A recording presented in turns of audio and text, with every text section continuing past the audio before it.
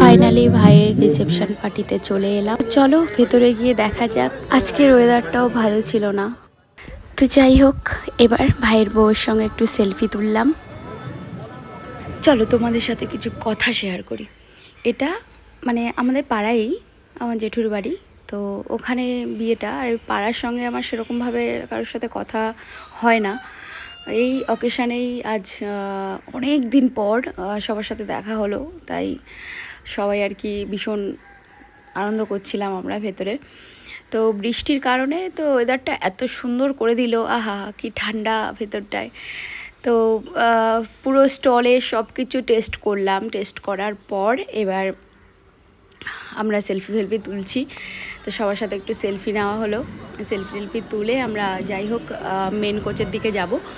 তো খাওয়া দাওয়ার দিকটাও তোমাদেরকে দেখাবো, বাট সব কিছু দেখাতে আর কি পারিনি, কারণ একটু ব্যস্ত ছিলাম সবার সাথে।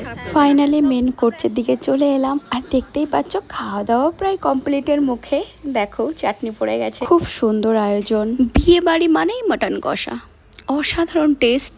আমার তো বিয়ে বাড়ির মাটন ভীষণই ভালো লাগে। বাড়িতে যতই ভালো রান্না করি সেই টেস্টটা আনতেই পারি না।